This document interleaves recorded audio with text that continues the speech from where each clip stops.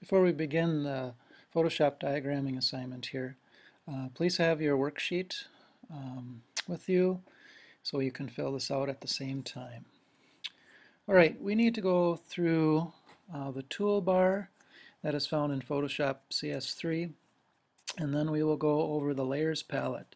I feel like we need to have a familiarity with these two areas of the Photoshop interface before we start doing projects. All right, before we start filling this out, be aware of the word bank in the bottom left, and we'll get started. At the top of the toolbar, which you'll find on the left side of the Photoshop interface, we'll say PS for Photoshop here, and the top tool to me looks like a crosshair, and that is called the Move tool. So let's put that in. You use the Move tool to move text and objects, pictures, things that you have on your document or canvas in Photoshop. The tool below that is the rectangle marquee tool. Now, when I was taught Photoshop, my instructor always said marquee. I've heard other people say mark, but I will stay with marquee on that one. And you notice I don't have arrows next to every tool. I can't go over every tool. I just want to start with some of the basic tools to get us started. All right, the marquee tool, you notice here on the toolbar, has a dotted line, and there's a little triangle next to it. And if you click and hold on that triangle in Photoshop, you'll discover there are more tools underneath. So there are tools hiding underneath the ones that are visible on the toolbar. For instance, underneath this one will be the elliptical marquee tool. Below that is the lasso tool, and you can use that to select something with freehand. And the next tool, you notice I have in blue here. I tend to use the tool that's underneath that one. I even forgot the name of what's visible there. Let's put Magic Wand. The Magic Wand is hidden, and we'll go over that in class in a little bit, but we'll be using more of the Magic Wand than the tool that's visible right here. Underneath this one, you've seen this one tool in PowerPoint, and that's the Crop tool. And we've used that a little bit already. And then I'll skip a couple and go down to the Paintbrush.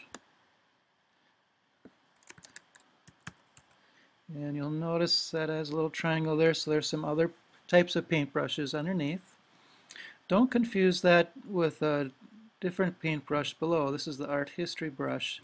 That's a little more advanced. I'm not sure we'll get to the Art History brush, so be careful when selecting the paintbrush that you actually select this one and not the Art History brush. Below the paintbrush is the Clone tool. And below the Art History brush is the Eraser tool. And then we have another hidden tool that we'll use more than the one that's showing. Now this is the Gradient tool. We might get to that.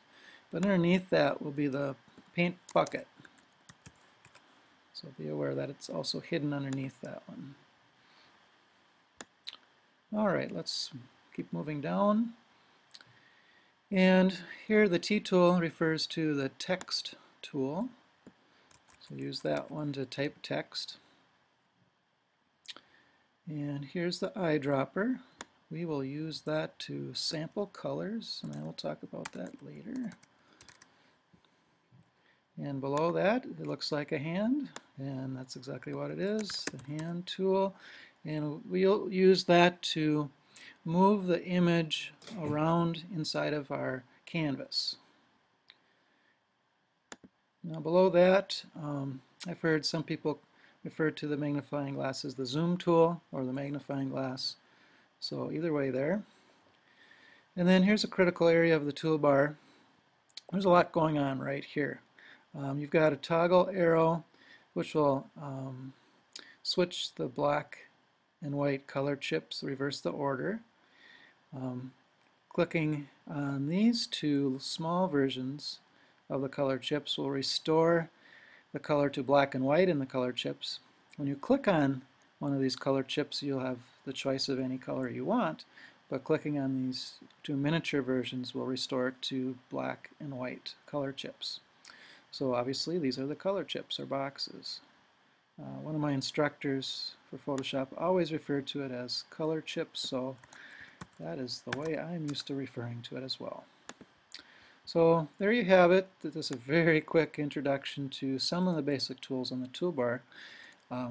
Have your diagram ready and out when we start going over different Photoshop techniques, and then I start talking about how to use the tools. So you can use this as a reference guide.